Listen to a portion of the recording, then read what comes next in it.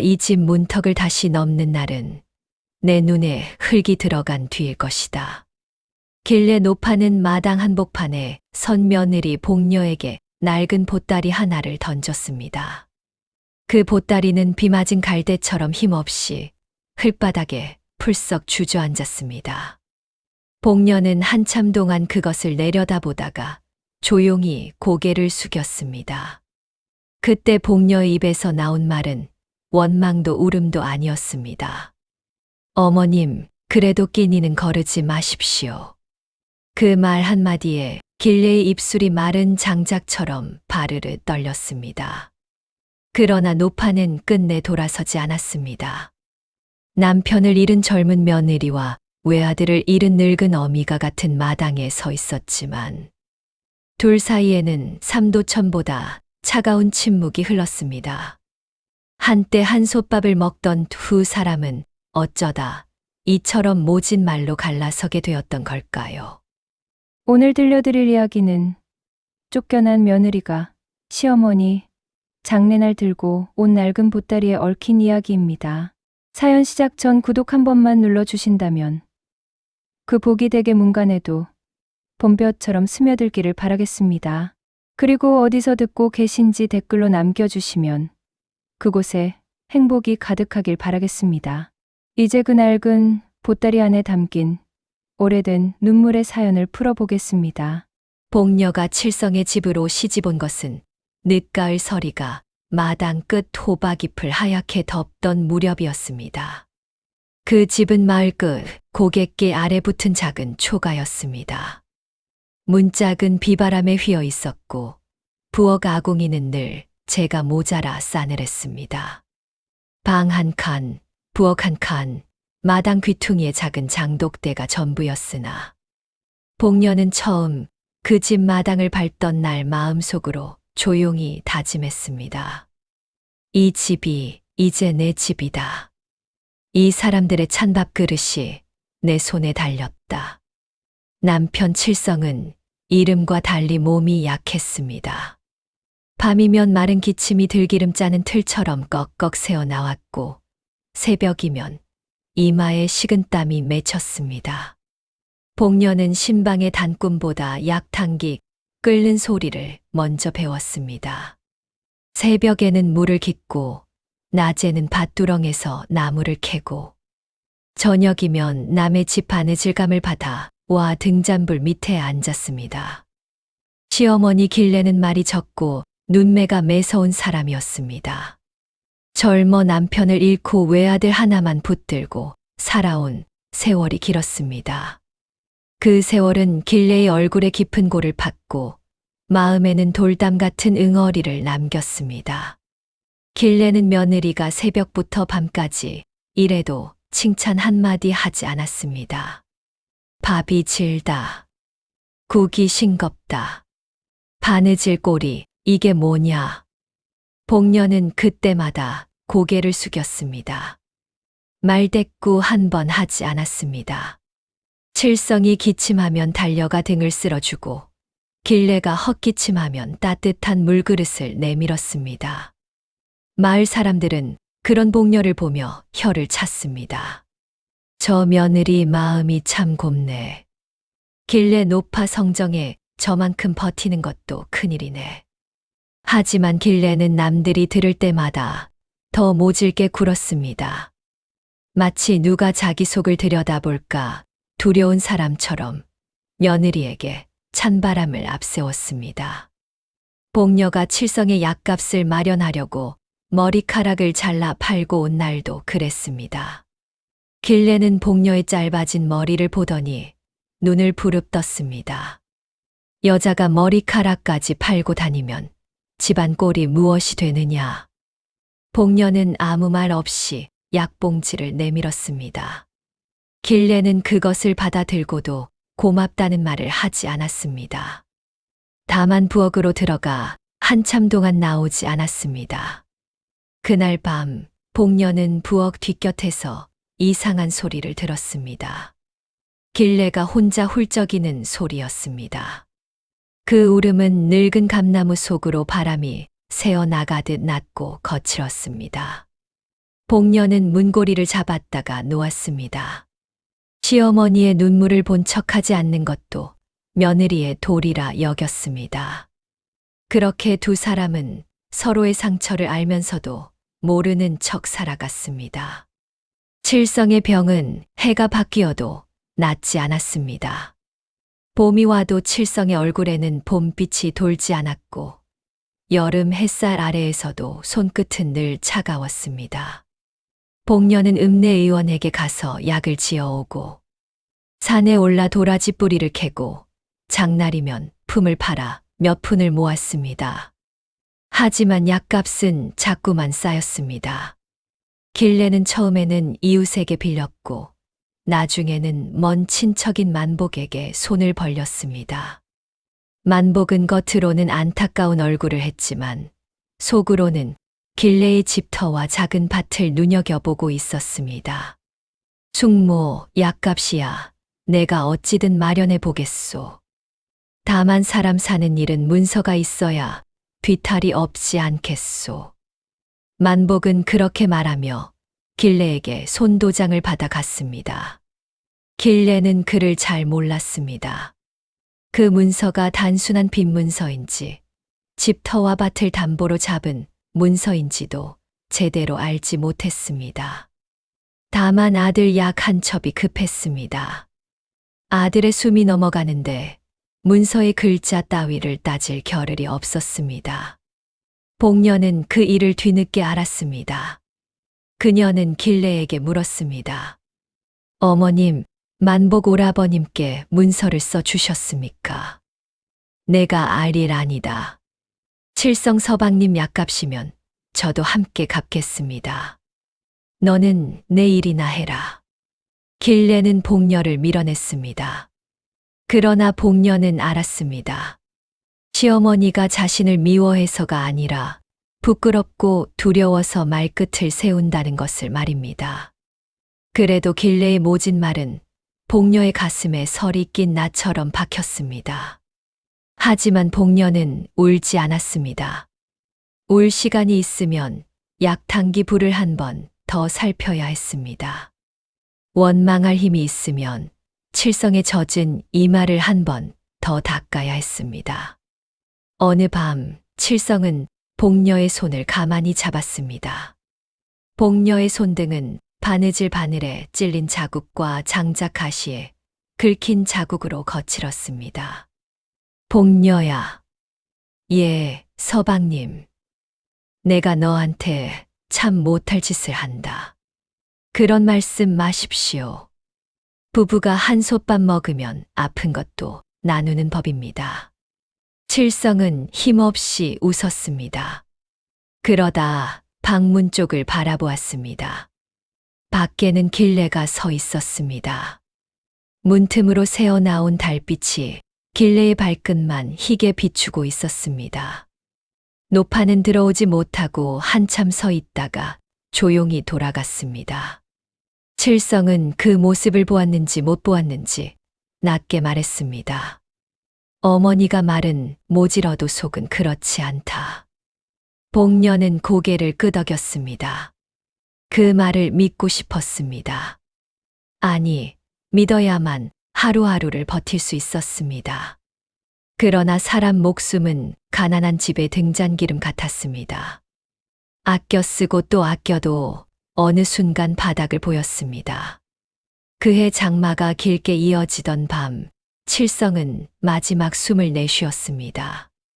밖에서는 빗물이 처마 끝에서 쉬지 않고 떨어졌고, 방 안에서는 복녀가 남편의 차가운 손을 붙들고 앉아 있었습니다. 길래는 처음에는 울지 않았습니다. 노파는 방 한 구석에 앉아 마른 눈으로 아들의 얼굴만 보았습니다.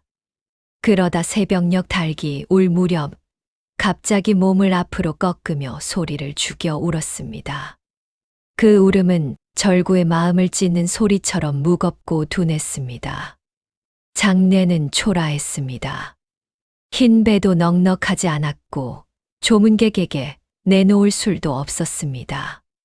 복녀는 칠성의 수의를 밤새 꿰매고 길레는 마당 끝에 앉아 멍하니 먼 산만 바라보았습니다.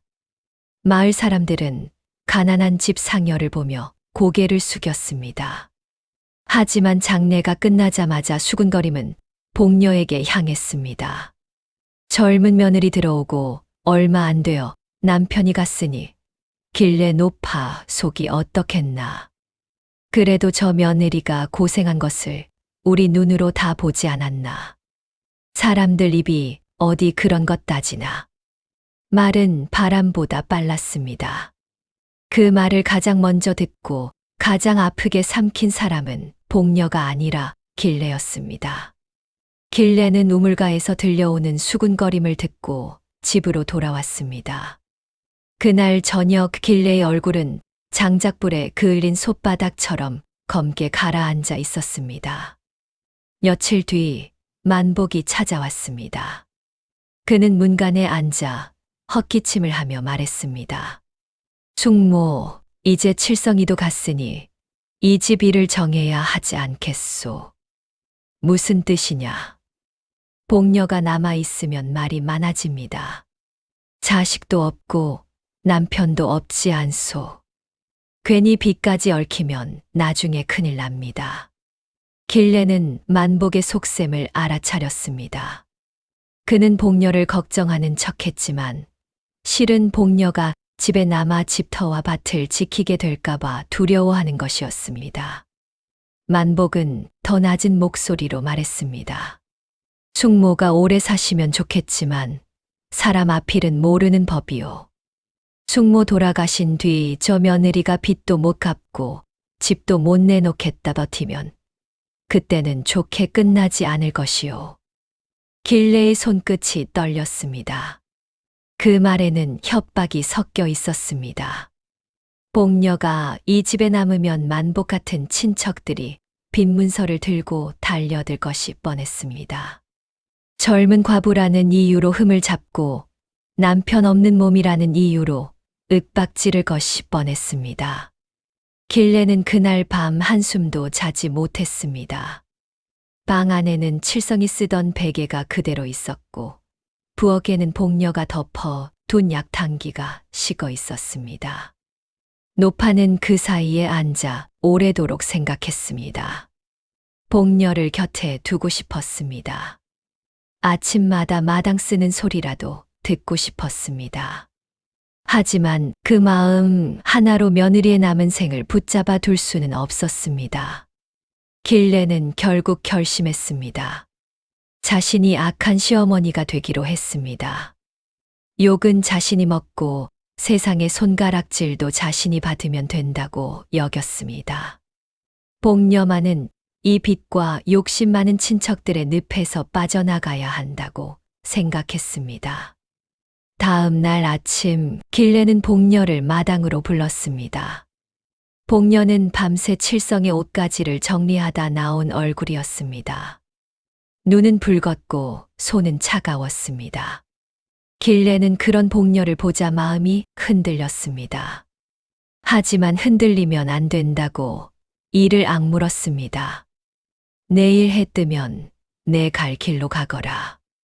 어머님, 칠성이도 갔다. 내가 이 집에 더 있어 무엇 하겠느냐. 제가 모시겠습니다. 어머님 혼자 어찌 지내십니까? 내가 너한테 밥 얻어먹을 만큼 불쌍하지는 않다. 복녀는 길레를 바라보았습니다. 길레의 눈은 붉었지만 목소리는 칼날처럼 차가웠습니다. 너는 이 집 며느리 노릇다 했다. 이제 가라. 제가 무엇을 잘못했습니까? 잘못은 없다. 그러니 더 가야 한다. 그 말은 이상했습니다. 복녀는 그 안에 숨은 뜻을 알 듯도 했고 모를 듯도 했습니다. 하지만 길레는 더 설명하지 않았습니다. 설명하면 복녀가 떠나지 않을 것을 알았습니다. 복녀는 한참 뒤 조용히 말했습니다. 하룻밤만 더 머물게 해 주십시오. 어머님 아침밥 차려 드리고 가겠습니다. 길레는 방문을 쾅 닫았습니다. 하지만 그날 밤 노파는 잠들지 못했습니다. 복녀도 잠들지 못했습니다. 두 사람 사이의 벽은 얇은 흙벽 하나였지만 마음의 거리는 산고개 몇 개보다 멀었습니다. 다음 날 아침 복녀는 밥상을 차렸습니다. 보리밥 한 그릇, 된장국 한 사발, 무나물 조금이 전부였습니다. 길레는 밥상 앞에 앉지 않았습니다. 복녀는 방문 밖에 상을 내려놓고 절을 올렸습니다. 어머님, 몸 상하지 마십시오. 방 안에서는 아무 대답이 없었습니다. 복녀는 마당에 놓인 낡은 보따리를 들었습니다. 그 안에는 여벌 저고리 하나, 바느질 바늘쌈, 칠성이 살아있을 때 신던 버선 한 짝이 들어 있었습니다. 복녀는 그 버선을 품 안에 넣고 대문을 나섰습니다. 그때 방 안에서 길레의 손이 문고리를 잡았습니다. 문은 아주 조금 열렸습니다. 노파의 눈이 문틈 사이로 복녀의 등을 따라갔습니다. 복녀는 한 번도 돌아보지 않았습니다. 돌아보면 발이 떨어지지 않을 것 같았기 때문입니다. 그날 이후 복녀는 마을에서 사라졌습니다. 사람들은 복녀가 친정으로 갔다고도 했고 산 너머 주막에서 일한다고도 했습니다. 길레는 아무에게도 묻지 않았습니다. 다만 저녁마다 대문 밖 길을 한 번씩 바라보았습니다. 마치 끊어진 연을 하늘에서 찾는 사람처럼 노파의 눈길은 늘 허공에 매달려 있었습니다. 그리고 그해의 겨울 길레의 대문 앞에 처음으로 작은 쌀자루 하나가 놓였습니다. 보낸 이의 이름도 없고 말도 없었습니다. 그저 자루 매듭이 복녀가 늘 묶던 방식과 꼭 같았습니다. 길레는 그 자루를 한참 동안 내려다보았습니다. 그러다 이를 악물고 자루를 안으로 들였습니다. 눈물 한 방울이 쌀알 위로 툭 떨어졌습니다. 그날 밤 길레는 빈방을 향해 중얼거렸습니다. 미련한 것. 그 말은 욕처럼 들렸으나 실은 돌아오지 못할 며느리를 부르는 소리였습니다. 복녀가 머문 곳은 산 너머 장터 끝에 있는 작은 주막이었습니다. 주막 주인 옥수는 젊어 남편을 잃고 혼자 국밥과 막걸리를 팔며 살아가는 여인이었습니다.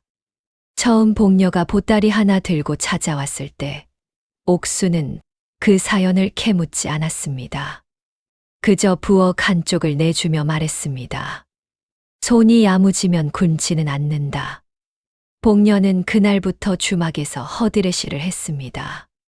새벽이면 물을 깃고 낮이면 국밥 그릇을 씻고 밤이면 손님들이 벗어놓은 옷을 꿰맸습니다. 등은 늘 굽었고 손끝은 늘 터졌지만 복녀는 불평하지 않았습니다. 옥수는 그런 복녀를 보며 가끔 혀를 찼습니다.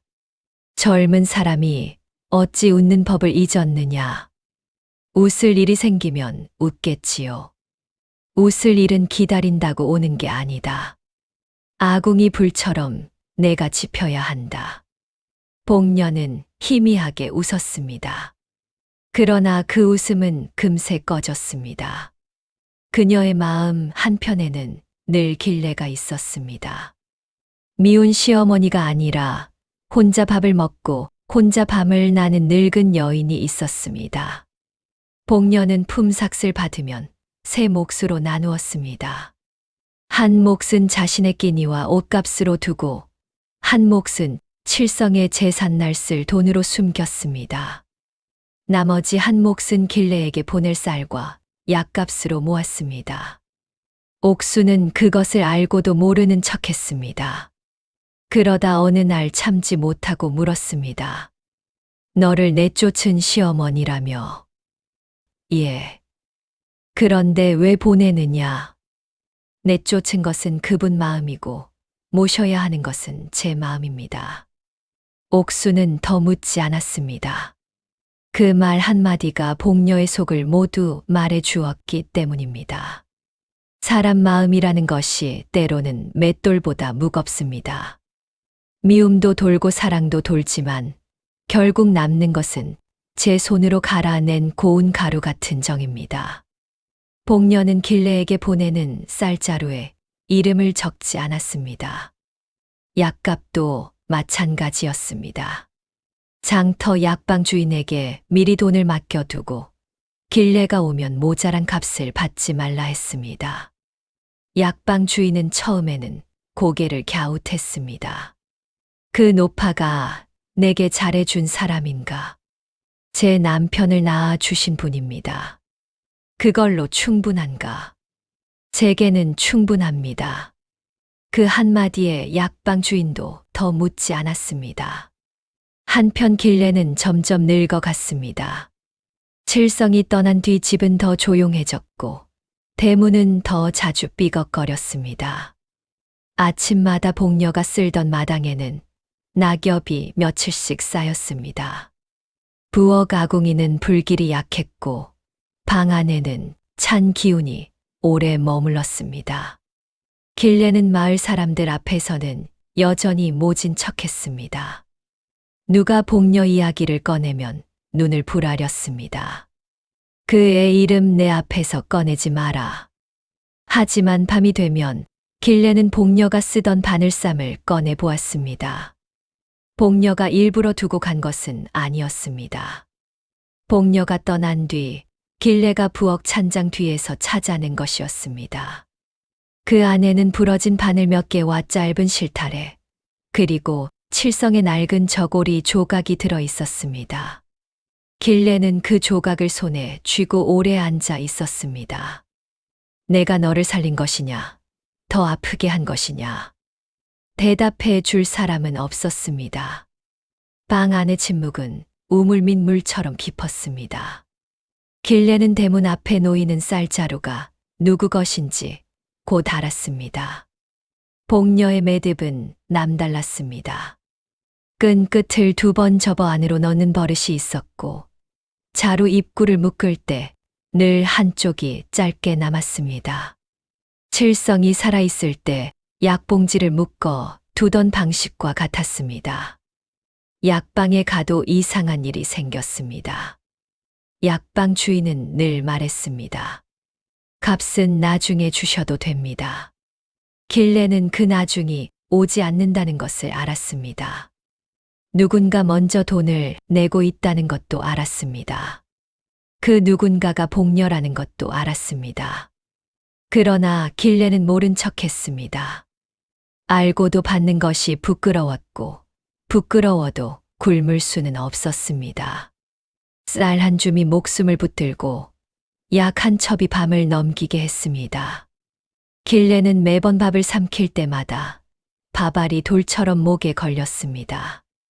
그럴 때마다 길래는 벽장 깊숙한 곳에서 작은 종이 뭉치를 꺼냈습니다.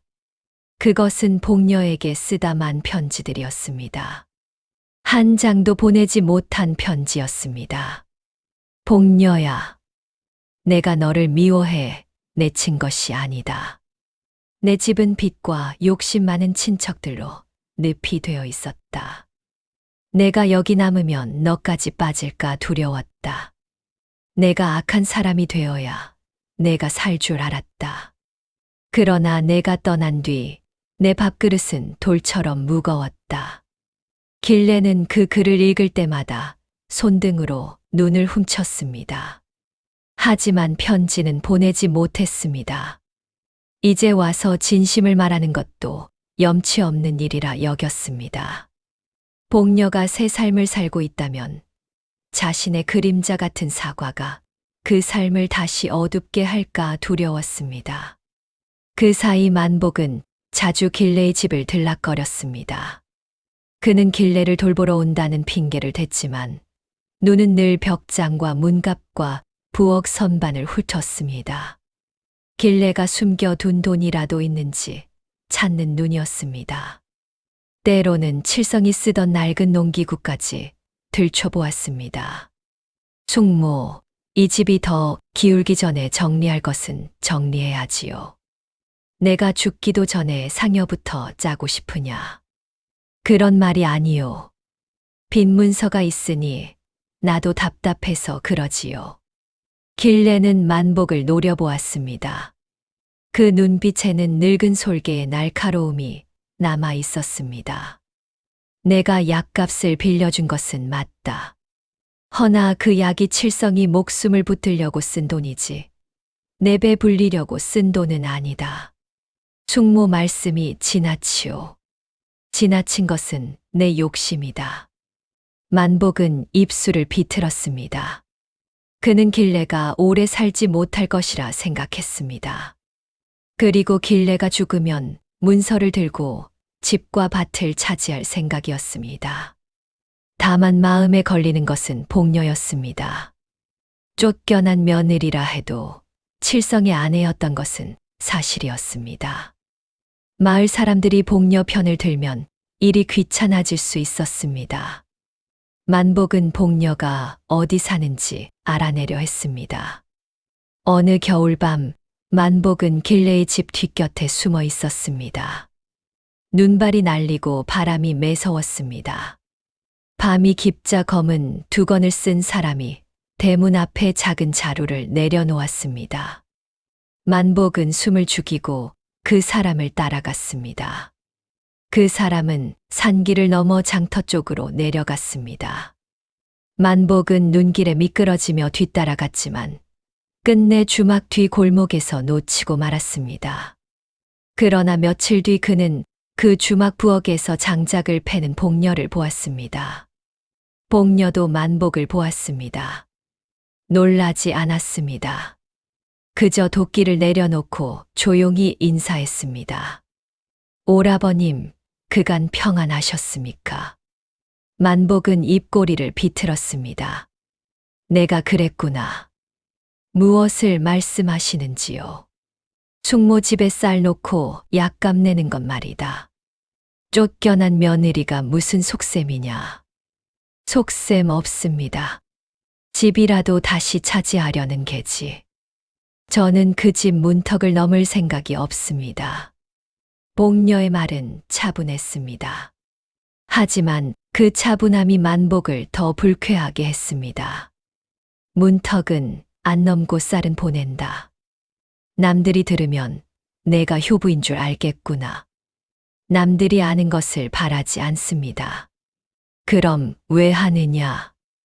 어머님이 굶으시면 칠성 서방님 마음이 편치 못할 것입니다. 칠성의 이름이 나오자 만복은 잠시 말문이 막혔습니다. 그러나 욕심 많은 사람은 부끄러움을 오래 품지 못합니다. 그는 복녀에게서 돈 냄새가 난다고 생각했습니다. 며칠 뒤부터 그는 주막을 들락거리며 복녀를 괴롭혔습니다. 쌀 살 돈이 있으면 내게도 좀 내라. 너도 한때 우리 집안 며느리였으니 집안 빚에 보태야지. 복녀는 대답하지 않았습니다. 옥순이 보다 못해 소리쳤습니다. 남의 부엌에서 손 걷어붙이고 일하는 사람 등골 빼먹으려 하지 마시오. 만복은 헛기침을 하며 물러났지만 눈빛은 더 사나워졌습니다. 그는 복녀가 길래의 집에 다시 얽히면 자신의 몫이 줄어들 것이라 여겼습니다. 그래서 복녀를 겁주거나 문서로 묶을 궁리를 하기 시작했습니다. 그 무렵 길래의 병은 깊어졌습니다. 기침이 잦아지고 다리에 힘이 풀려 우물가에도 나가기 어려웠습니다. 마을 안악들이 번갈아 들여다보았지만 길래는 누구에게도 오래 곁을 허락하지 않았습니다. 늙은 몸 하나 누워있는 것 구경거리 아니다. 말은 여전히 매서웠으나 숨은 가빴습니다. 밤마다 길래는 꿈을 꾸었습니다. 꿈속에서 복녀가 마당을 쓸고 있었습니다. 칠성은 툇마루에 앉아 웃고 있었습니다. 길래가 복녀를 부르려 하면 목소리가 나오지 않았습니다. 복녀는 고개를 숙인 채 대문 밖으로 걸어갔고 칠성도 그 뒤를 따라 안개 속으로 사라졌습니다. 길래는 깨어나면 눈시울이 젖어 있었습니다. 그때마다 노파는 벽장 속 편지를 꺼내 새로 한 줄씩 덧붙였습니다. 복녀야, 내가 보내는 쌀을 나는 안다. 내가 맡긴 약값도 안다. 모른 척 받은 내 낯이 두꺼웠다. 그런데도 살고 싶었다. 혹시라도 죽기 전에 내 얼굴 한 번 더 볼 수 있을까 하여 밥을 삼키고 약을 마셨다. 길레는 이 줄을 쓰고 오래 울었습니다. 하지만 그 편지 역시 보내지 못했습니다. 문 앞까지 나갔다가도 다시 돌아왔습니다. 복녀를 부르는 일은 자신이 밀어낸 세월을 다시 붙드는 일이었습니다. 그럴 염치가 길레에게는 없었습니다.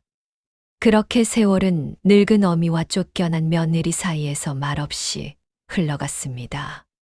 한쪽은 보내고 한쪽은 받았습니다. 한쪽은 모른 척했고 한쪽은 들키지 않으려 애썼습니다. 그러나 두 사람 모두 알고 있었습니다. 그 쌀 한 자루마다 약 한 첩마다 끊어지지 않은 정이 묶여 있다는 것을 말입니다. 길레의 병세가 심해졌다는 소식은 장터 주막에도 닿았습니다. 그 소식을 전한 것은 약방 주인이었습니다. 그는 장날 저녁 주막에 들러 국밥 한 그릇을 먹다가 복녀를 불렀습니다. 그 노파가 이제 약을 받으러 직접 오지 못한다. 복녀의 손에서 그릇이 미끄러질 뻔했습니다. 그녀는 겨우 마음을 붙들고 물었습니다. 많이 안 좋으십니까?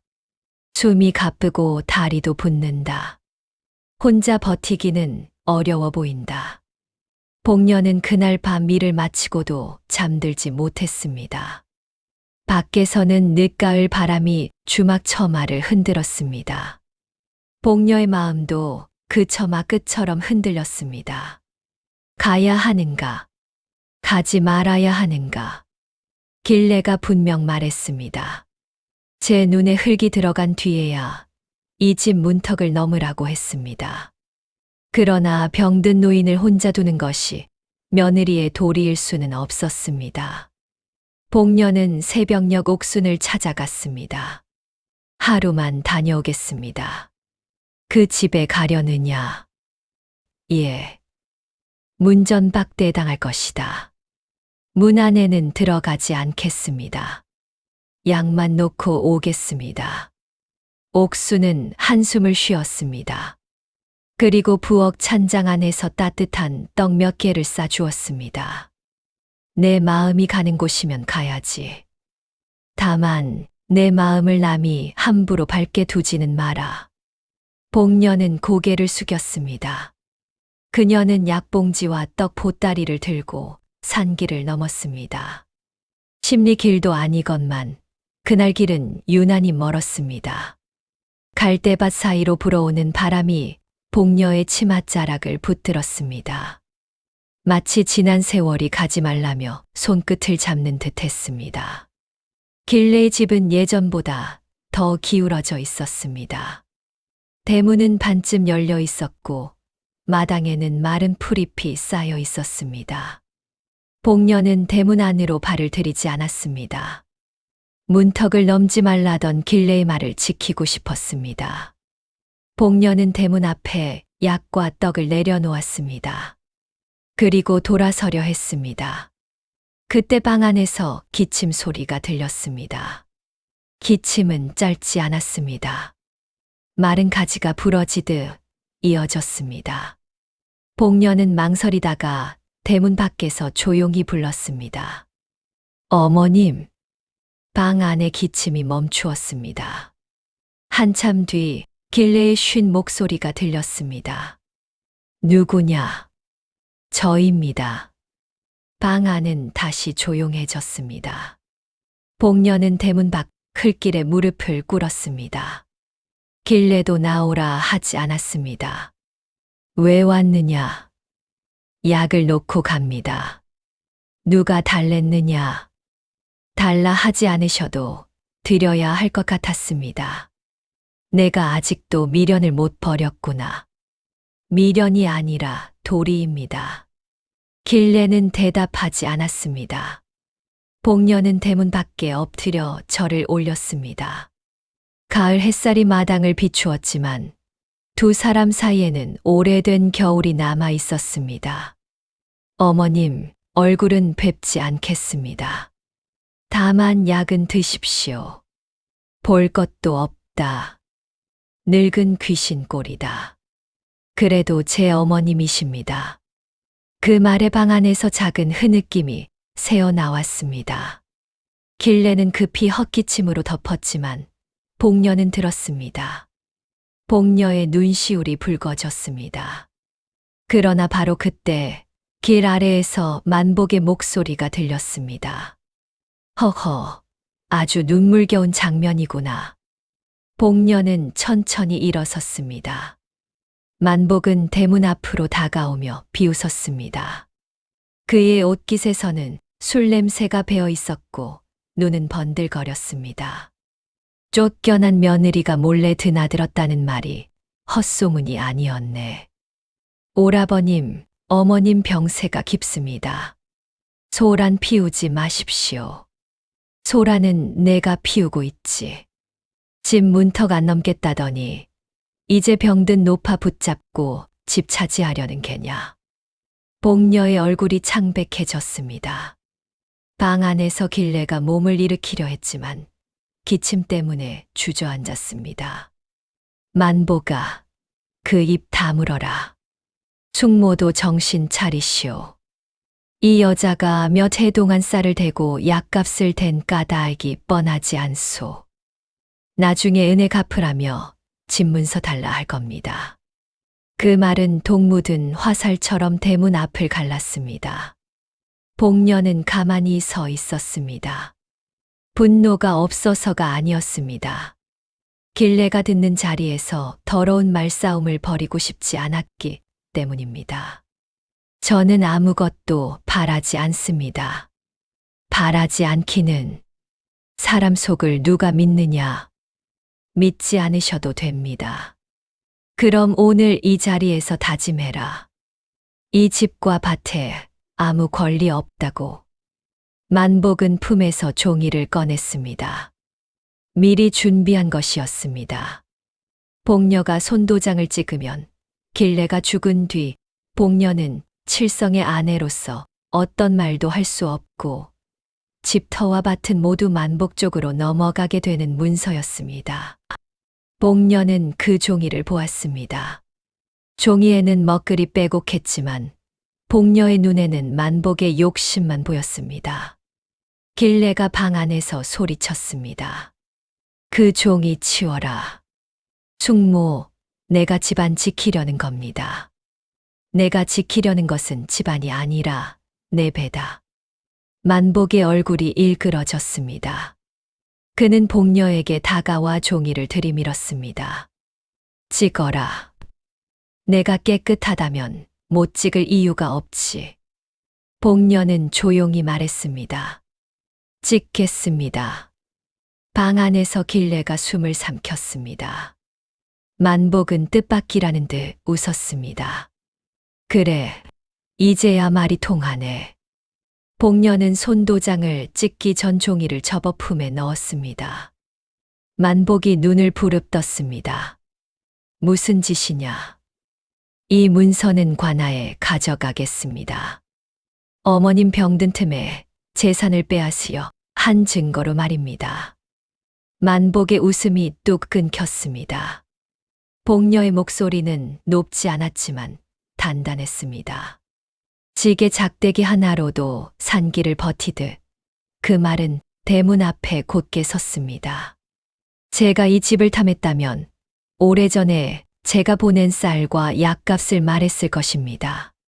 하지만 저는 숨겼습니다. 어머님 마음 상하실까봐 그랬습니다. 오라버님은 오늘 스스로 속내를 드러내셨습니다. 만복은 종이를 빼앗으려 손을 뻗었습니다. 그때 마을 이장이 길 아래에서 올라왔습니다. 약방 주인도 함께였습니다. 옥순이 혹시 몰라 사람을 보낸 것이었습니다. 이장은 낮게 말했습니다. 만복이 그 종이 이야기는 마을 어른들 앞에서 다시 해야겠네. 만복의 얼굴에서 핏기가 빠졌습니다. 그는 욕을 삼키듯 입술을 씹고 물러났습니다. 그 뒤로 한동안 그의 발길은 길레의 집에 닿지 않았습니다. 그날 이후 복녀는 길레의 집 안으로 들어가지 않았습니다. 다만 사흘에 한 번씩 약과 죽을 대문 앞에 놓고 갔습니다. 길레는 처음에는 손대지 않았지만 결국 먹었습니다. 죽그릇은 늘 깨끗이 비워져 대문 옆에 놓였습니다. 복녀는 그 빈 그릇을 볼 때마다 마음 한구석이 따뜻해졌습니다. 어느 날 길레가 방 안에서 복녀를 불렀습니다. 복녀야. 복녀는 놀라 고개를 들었습니다. 길레가 이름을 부른 것은 너무 오래간만이었습니다. 예, 어머님. 내 서방 제삿날이 언제냐? 사흘 뒤입니다. 내가 잊은 줄 알았느냐? 아닙니다. 그날 오지 마라. 복녀의 얼굴이 굳었습니다. 길레는 숨을 몰아쉬며 말을 이었습니다. 오면 내가 못 견딘다. 너를 보면 내 죄가 바발처럼 목에 걸린다. 복녀는 대문 밖에 주저앉았습니다. 길레의 목소리는 처음으로 모질지 않았습니다. 낡고 해진 무명천처럼 힘이 없었습니다. 어머님, 죄라니요. 내가 너를 내쫓았다. 저는 괜찮습니다. 괜찮다는 말이 더 아프다. 복녀는 입술을 깨물었습니다. 그녀는 수없이 괜찮다고 말해왔습니다. 하지만 그 말이 길레에게는 또 다른 돌이 되었던 것입니다. 길레는 한참 뒤 작은 첨보다리를 문틈 밖으로 밀어냈습니다. 복녀는 대문 안으로 발을 들이지 않고 긴 나뭇가지로 조심스럽게 그 보따리를 끌어당겼습니다. 그 모습이 우스워 보일 법도 했지만 두 사람은 웃지 못했습니다. 그만큼 그 약속은 무겁고 아픈 것이었습니다. 복녀가 보따리를 펼쳐보니 그 안에는 편지 몇 장과 작은 노비녀 하나가 있었습니다. 노비녀는 낡고 광이 죽어 있었습니다. 복녀는 그것이 길레가 혼례 때 가져온 유일한 폐물이라는 것을 알고 있었습니다. 어머님, 이것은 제가 받을 수 없습니다. 칠성이 살아있을 때 내 머리에 꽂아주고 싶었다. 내가 못했다. 어머님. 그리고 편지는 지금 읽지 마라. 내가 숨이 끊어진 뒤 읽어라. 그래야 내가 덜 부끄럽다. 복녀는 보따리를 품에 안았습니다. 눈물이 턱 아래로 떨어졌습니다. 길레는 방 안에서 낮게 말했습니다. 복녀야. 예. 나 죽으면 오지 마라. 사람들이 또 내 흉을 볼 것이다.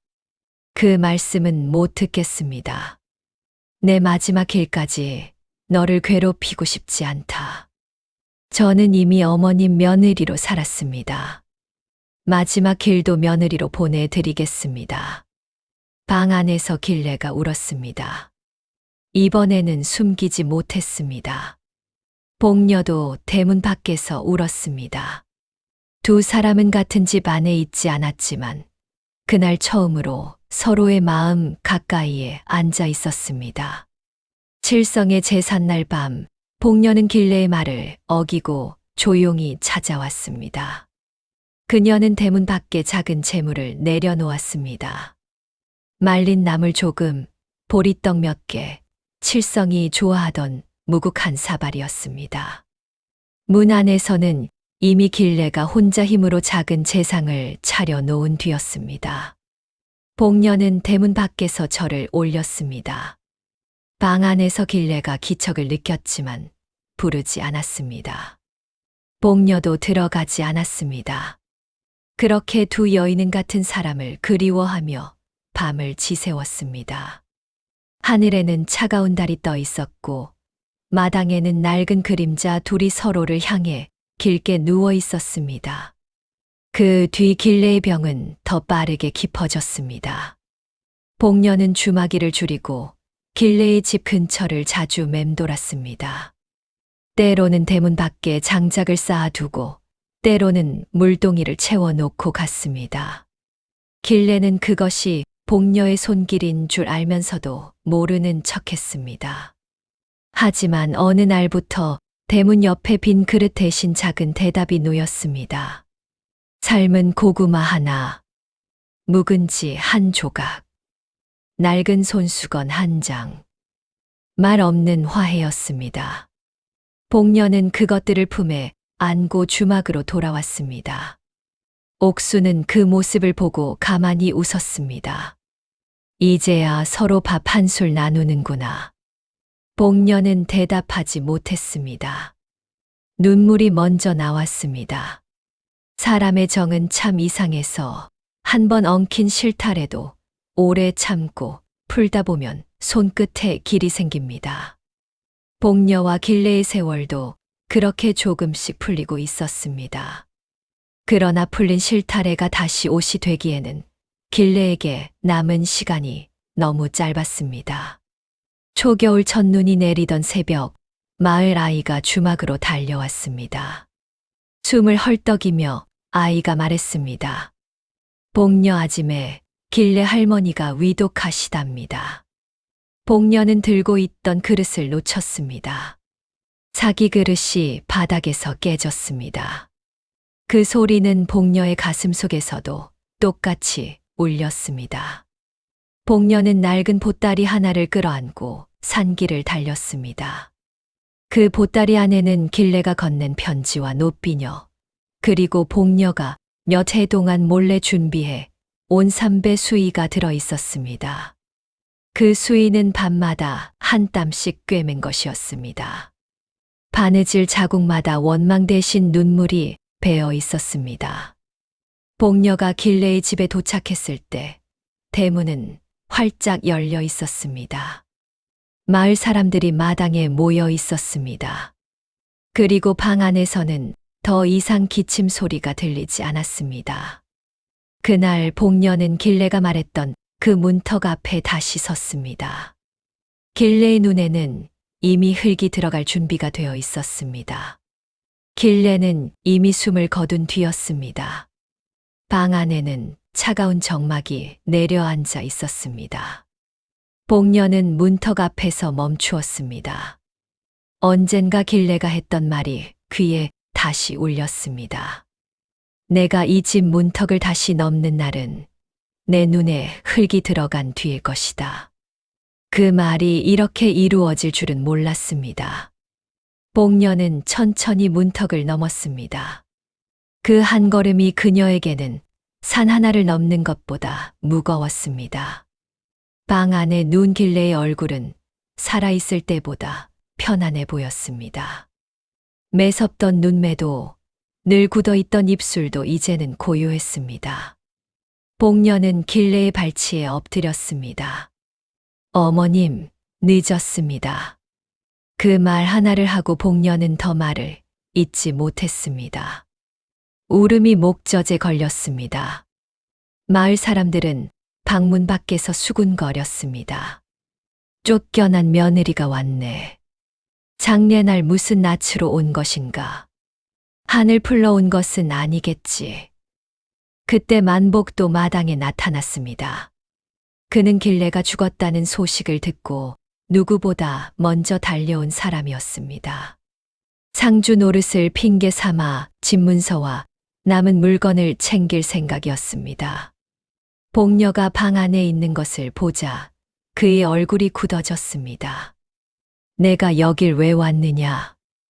복녀는 대답하지 않았습니다. 그녀는 품에 안고 온 낡은 보따리를 조심스레 풀었습니다. 사람들의 눈이 그 보따리에 모였습니다. 누군가는 그 안에 돈 문서가 있을 거라 했고, 누군가는 원망 섞인 물건일 거라 했습니다. 그러나 복녀가 꺼낸 것은 곱게 접힌 3배 수이였습니다. 한눈에도 정성 들여 바느질한 옷이었습니다. 실밥 하나 허투루 나와 있지 않았고 소매 끝은 늙은 몸에 맞게 넉넉했습니다. 복녀는 그것을 두 손으로 받쳐 들고 말했습니다. 어머님 수의입니다. 제가 부족하나마 준비했습니다. 마당이 조용해졌습니다. 수군거리던 잎들이 하나둘 닫혔습니다. 만복은 당황한 얼굴로 헛기침을 했습니다. 쫓겨난 며느리가 무슨 수의를 준비해. 며느리였으니까요. 복녀의 대답은 짧았습니다. 하지만 그 말은 마당에 서 있던 사람들의 가슴을 조용히 쳤습니다. 며느리였으니까요. 그 한마디 안에는 여태의 굶주림과 눈물과 반바느질이 들어 있었습니다. 복녀는 길레의 몸을 정성껏 닦았습니다. 차가운 손을 따뜻한 물수건으로 감싸고 흐트러진 머리카락을 빗었습니다. 그리고 길레가 건넨 낡은 노비녀를 조심스럽게 머리맡에 놓았습니다. 어머님, 이 비녀는 다시 어머님 곁에 두겠습니다. 저는 이미 너무 많은 것을 받았습니다. 마을 안악 하나가 눈시울을 훔쳤습니다. 옥순도 어느새 마당 한쪽에 와 있었습니다. 그녀는 말없이 복녀 곁에 앉아 수의를 펼쳐 주었습니다. 두 여인은 함께 길레의 마지막 옷을 입혔습니다. 그 모습은 원수의 장례가 아니었습니다. 친어머니를 보내는 딸의 손길이었습니다. 복녀의 손은 떨렸지만 바느질하던 습관처럼 차분했습니다. 그녀는 길레의 옷깃을 여미며 낮게 중얼거렸습니다. 추우시면 안 됩니다. 가시는 길은 따뜻해야 합니다. 그 말을 들은 마을 사람들 사이에서 긴 한숨이 흘렀습니다. 사람들은 그제야 알듯했습니다. 이 여인이 복수하러 온 것이 아니라 마지막 도리를 다하러 왔다는 것을 말입니다. 장례 준비가 이어졌습니다. 만복은 자신이 상주 노릇을 하겠다며 앞에 나섰습니다. 그러나 마을 이장이 그를 막았습니다. 상례는 자네도 도와야 하네.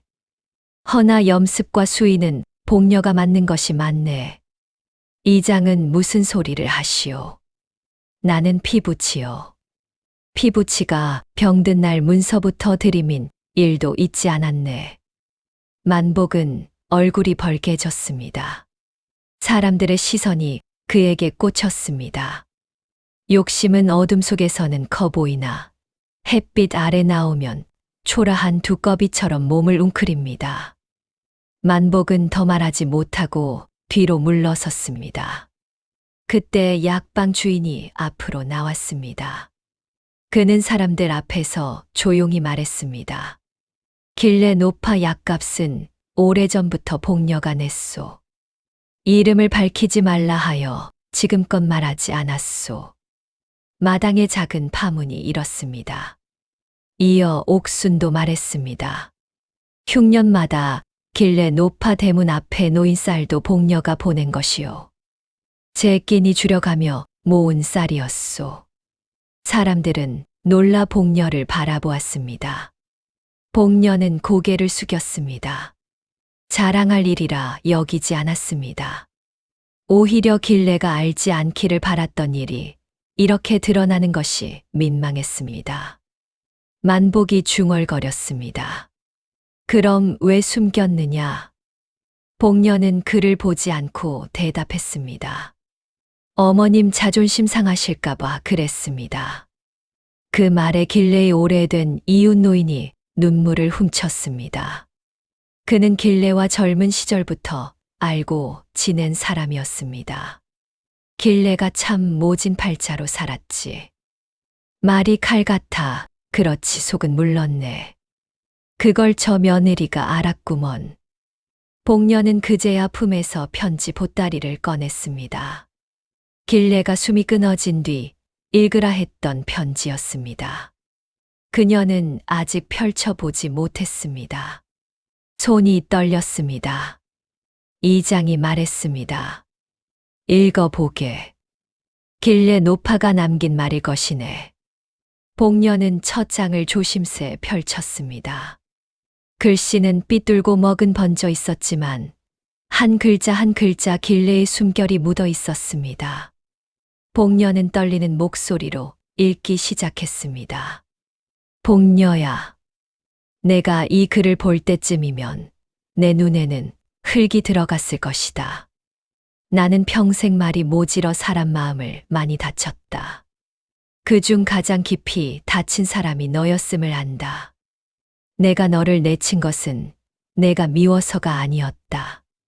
칠성이 약값으로 진빚과 만복 같은 친척들의 욕심이 내 발목을 잡을까 두려웠다.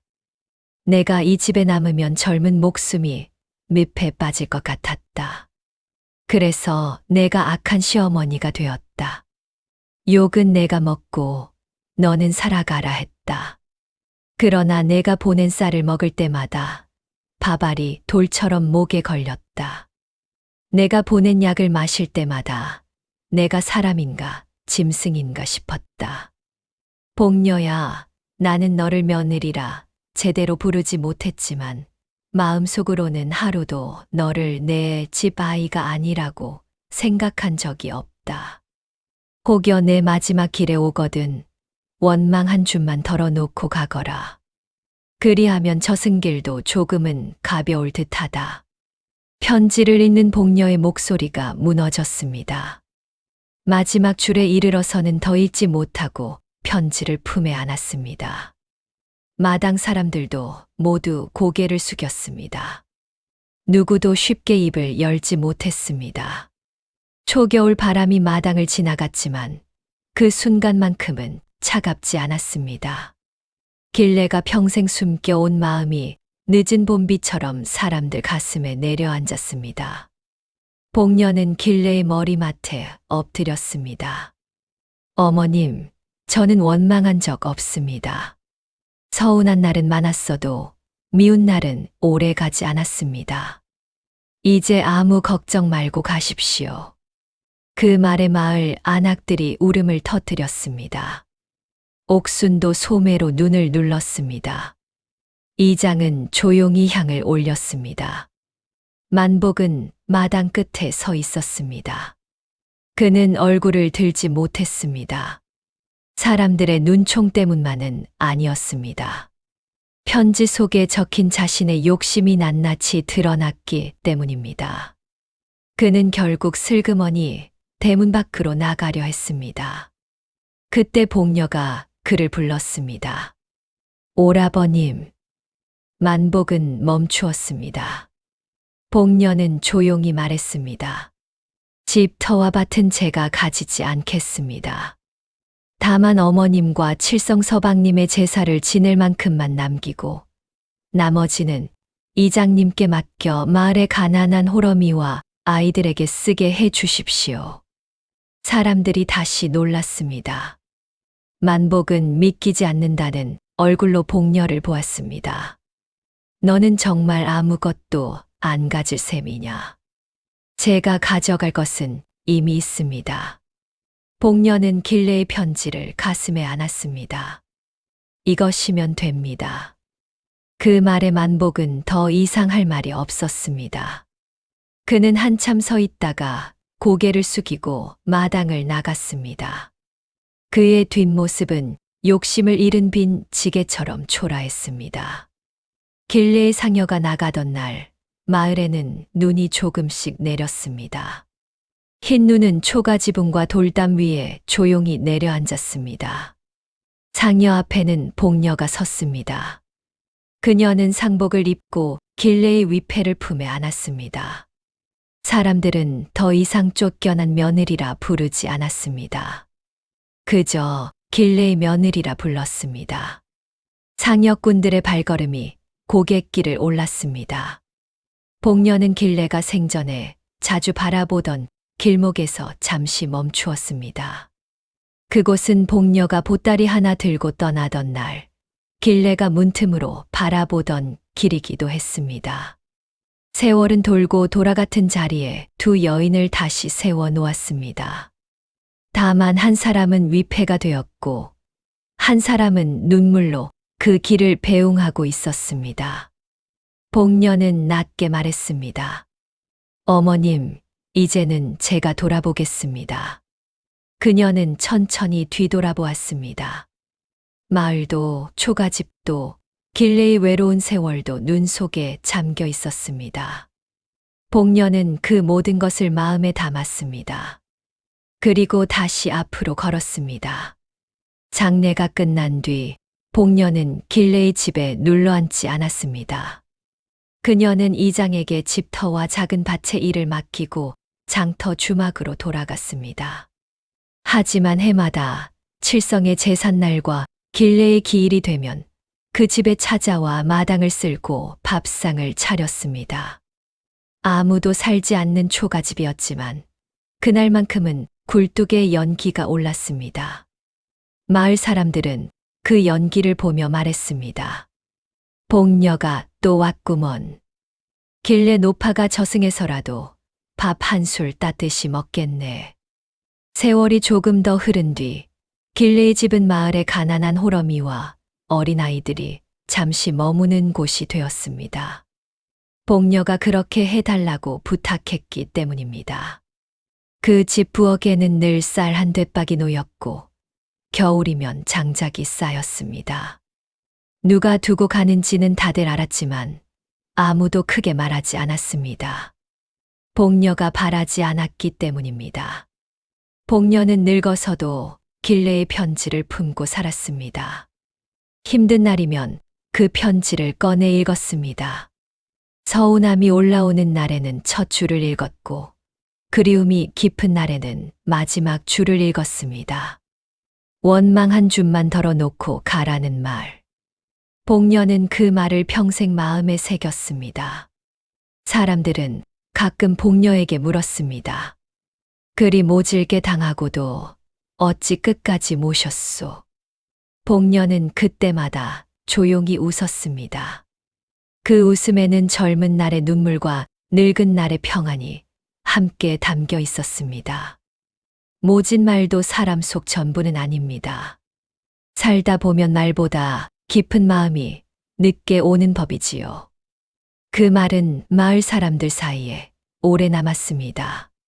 시어머니와 며느리 사이의 이야기는 장날마다 겨울밤 화롯가마다 전해졌습니다. 누군가는 길레를 불쌍하다 했고 누군가는 복녀를 보살 같다 했습니다. 하지만 복녀는 그런 말도 싫어했습니다. 보살은 무슨 보살입니까? 그저 한 집 밥 먹던 사람 도리를 한 것뿐입니다. 그렇게 말하고 복녀는 늘 바느질을 계속했습니다. 바늘은 천을 뚫고 지나가며 상처를 남기지만 그 상처를 이어 옷을 만듭니다. 사람의 인연도 그와 같아서 아프게 지나간 자리마다 언젠가 따뜻한 옷깃이 될 때가 있습니다. 옛말에 이르기를 미운 정 고운 정이 쌓여 어서 사람을 오십시오. 붙든다고 했습니다. 만나서 함께 반갑습니다. 산 세월에는 좋은 날만 남는 것이 아닙니다. 서운함도 남고 미안함도 남고 어서 오십시오. 참아하지 못한 말도 만나서 남습니다. 반갑습니다. 그러나 마지막에 마음 하나만 바로 세우면 오래 묵은 원망도 눈 녹듯 풀릴 수 있습니다.